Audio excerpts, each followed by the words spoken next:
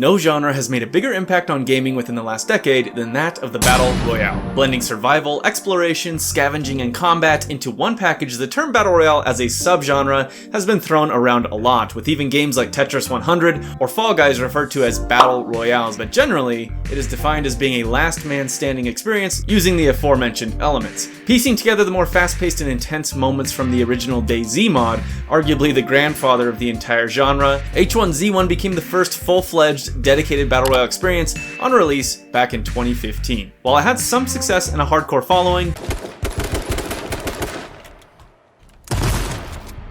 how did he even... His shot didn't... I don't know how he even gets the shot off! It wasn't until the explosive growth of PUBG with Fortnite quickly after that the Battle Royale became the monstrous success that it remains to this day, with titles such as Apex, Warzone, and of course the behemoth that is King of Craps. The Battle Royale experience resonated with so many people due to the sheer intensity of making it into the top 10 or finally securing that #1 spot and feeling the adrenaline rush that can't quite be felt in other traditional shooter experiences. Sure, you can top the scoreboard in another game or dominate an enemy team, but there's nothing quite like the feeling of being the last one alive among hundreds. Bukaki ahoy!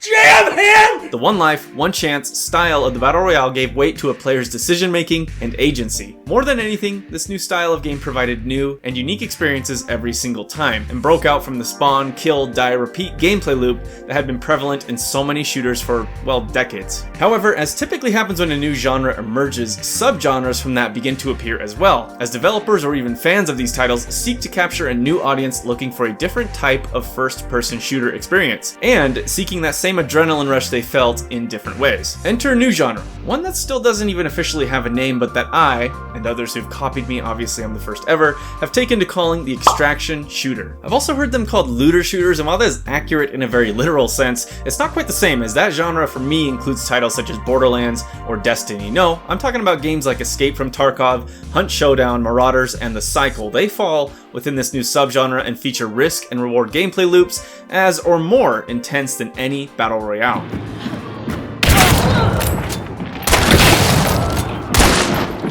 Put simply, the extraction shooter is more about getting in, getting loot, and getting out, instead of just being the winner of Squid Game. Extraction shooters, by and large, feature more PvPvE, or player versus player versus environment elements than Battle Royales, meaning, while other players are around and probably want to kill you for your loot, there will also be AI enemies to contend with as well. The first example of this type of gameplay loop, in my mind, was the amazing experience that was the Dark Zone in the Division 1 and the Division 2. While it had plenty of flaws, those first few weeks of the Dark Zone were some of the most fun I've ever had in a multiplayer game, and I'd be remiss if I didn't mention it, as well as the incredible Survival DLC that came out later. Survival captured so many elements of what is now a much more common extraction shooter gameplay loop and was honestly ahead of its time. And while I think the extraction shooter shares a lot of DNA with a typical Battle Royale experience, there are three, in my opinion, key differences here: survival, progression, and narrative. And I believe it's these three differences that are driving huge growth and success with this subgenre, with even heavyweights like Call of Duty and Battlefield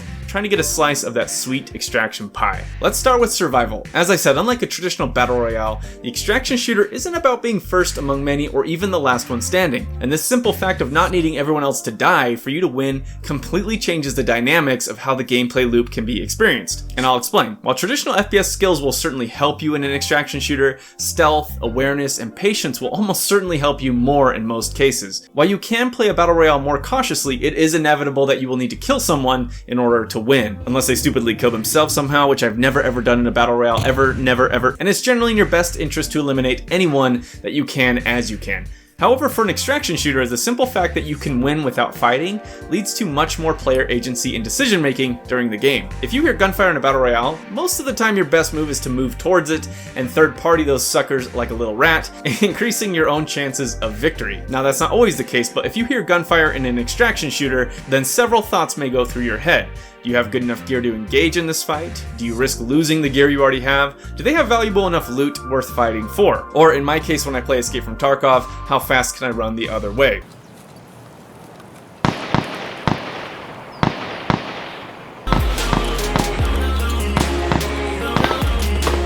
While these questions can pop up during a standard battle royale, the extraction shooter more than anything provides opportunities to craft your own objectives and goals, and really tackle these however you'd like. This was explicitly one of the stated goals with Call of Duty's latest take on the extraction shooter, the DMZ mode in Modern Warfare 2. DMZ is vastly different than a traditional Call of Duty experience, and one I found to be surprisingly fun and engaging. It essentially drops you and other players into the large Warzone map with unique missions and contracts that can be completed at your own pace. Kind of. There is a timer, and deadly gas will begin to spread slowly once it runs out. To escape, much like the Division's Dark Zone, you must make your way to an extraction and call and wait for a chopper to pick you up. This is the only way to survive and carry significant risk with it, as you can imagine. Of course, as you extract any guns or gear that you acquired, you keep. Interactions between players in DMZ can even be friendly sometimes, as again, only needing to survive and extract to win creates more opportunities for unique and choice-filled experiences. Although 99% of the time, you'll probably still try to kill each other. The fact that the FPS heavyweight Call of Duty has dipped its toes into the genre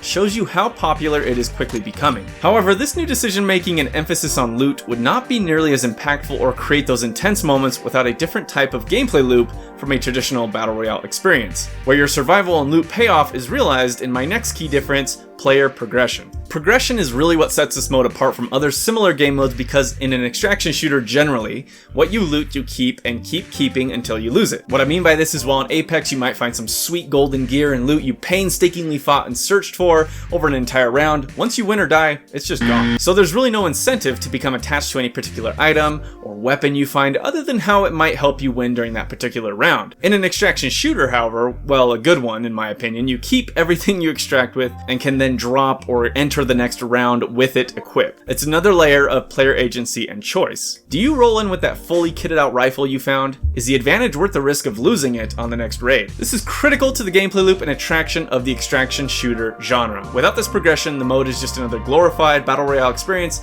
that lacks some really powerful and intense gameplay decisions. This is where, in my mind, Battlefield's attempt at an extraction shooter with the horribly underbaked and underwhelming Hazard Zone completely and utterly failed, and honestly where DMZ could use some improvements of its own. Instead of featuring full loot and gear you could find and keep, Hazard Zone instead saw players extracting the completely generic and undefined data drives. As exciting as finding these data drives were, it's nothing compared to the excitement of finding a fully kitted out rifle in Tarkov or rare and expensive materials in the Cycle. The adrenaline rush of attempting to extract with this valuable gear because you know you can then keep it is unlike any other FPS experience in my humble opinion. Progression is so critical here and is such a breath of fresh air in comparison to singular round and matches that just sort of ends and repeats over and over. It gives your decisions more weight and meaning than they would normally have, and again is pretty much the defining characteristic of this genre. Escape from Tarkov is probably the most hardcore, almost too hardcore, actually no, definitely too hardcore, example of this progression mechanic. Literal hours of progress can be reset and lost with one quick shot to the head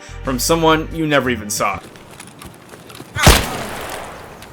And as frustrating as that is, it also serves as a hook to keep players addicted to getting more loot and surviving longer and progressing further, keeping them in that gameplay loop, despite how much they may hate those moments, because they're counteracted by moments of triumph at winning a gunfight, or finding a key piece of gear and surviving. And these moments of triumph or loss define the last key difference for me: the narrative. One of the most powerful attractions of the Battle Royale genre, in my mind, was its ability to craft a narrative within the gameplay. For me personally, me and my friends loved swapping stories of our final circles or top 10s in PUBG, for example, because every circle, every opponent, every circumstance was completely unique, and the journey to get to that final top 10 was just that, a journey. And that's just not a very common result you get from FPS games. This narrative power and ability to create your own story is realized even better within the extraction shooter, and I think is a big reason why these games and genres are just so popular for streaming. Playing or watching the narrative play out of a zero to hero run, where you start with nothing and emerge with piles of loot, or the intensity of entering in with high-end gear and the desperate battles to keep it,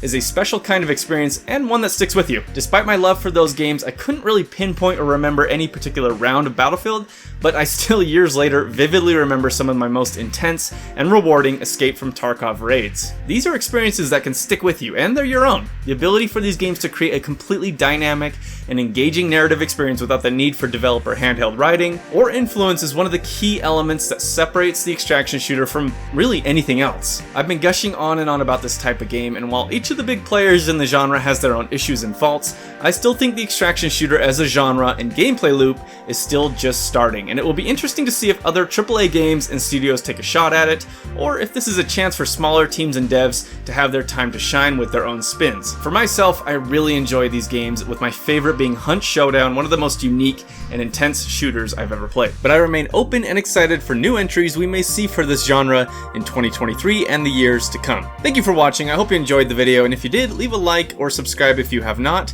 It's extremely helpful for the channel. That's it for me. Until next time.